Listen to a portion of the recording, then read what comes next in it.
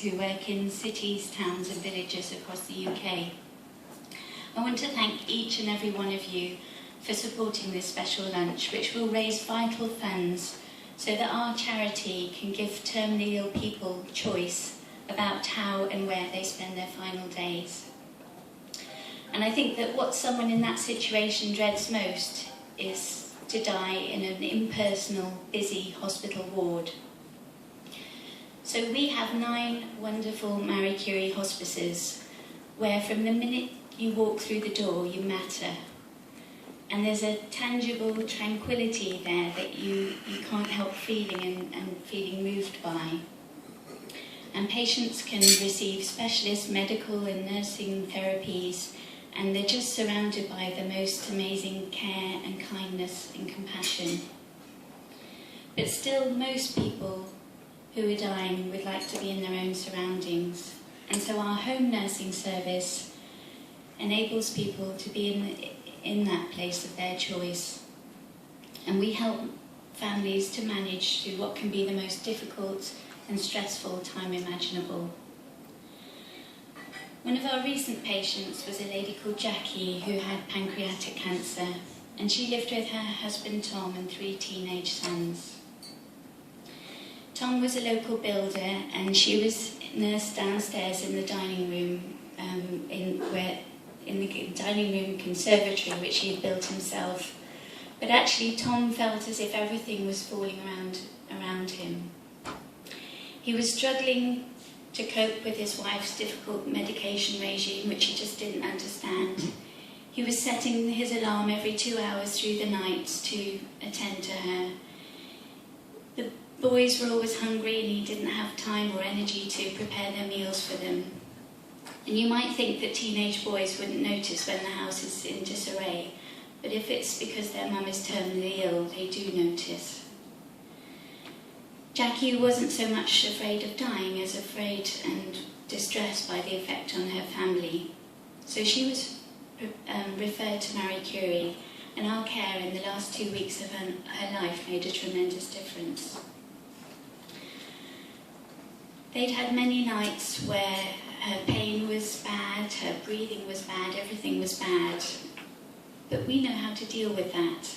So having a nurse there meant that Tom could sleep overnight, and when he came down in the morning, instead of the lady in pain or distress, he saw his wife smiling and sitting up comfortably in bed. We showed him how to position Jackie, how to do her hair, and we added feminine touches that made the last days of her life seem more special.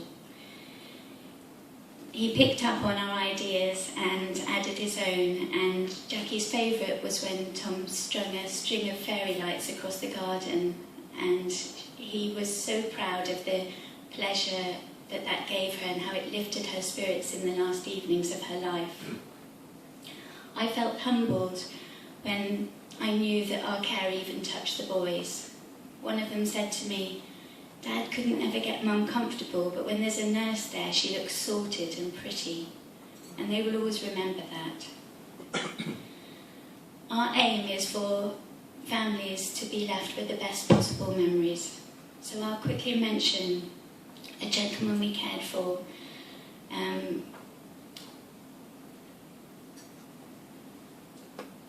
He was slowly going unconscious over the course of my shift, but he was hanging on to see his first grandchild.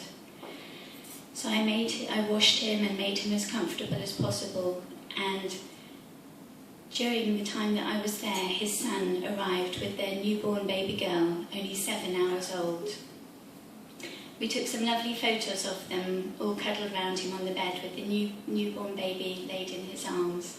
And the baby, he was so thin and the baby was so fragile. I'm not sure who looked the weakest one, but it was a really poignant scene, as you can imagine. And that precious family moment just couldn't have happened if hadn't been cared for at home. The maternity staff said that if he'd been in hospital, they simply wouldn't have allowed the baby to visit him so soon. The gentleman died later. He was only 63, his son was 25, but The photos proved that he'd lived to see another generation of his family begin, and they told me that above everything, what mattered to him most was his home and his family, so that was so important to them. The fantastic thing is that the care we provide is always totally free of charge to patients and families, yet the charity has to raise £20, as you've heard, for every hour of nursing. That's already a mammoth task, and as you've heard, we want to reach even more people, which is why we really need you, and we do hope that you'll be as generous as possible in the auction to follow. I don't know anyone who tries harder than we do to make the end of someone's life as peaceful and dignified and as right for them as possible. We find it unbelievably rewarding, and we hope you'll find it equally rewarding to help us. So thank you for listening, thank you for your support, and have a lovely afternoon.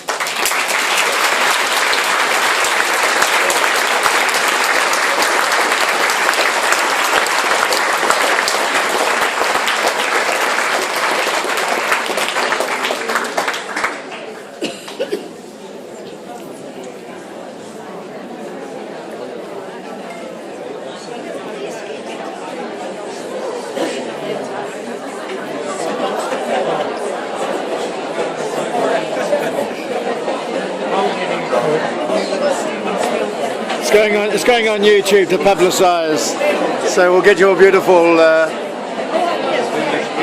looks in.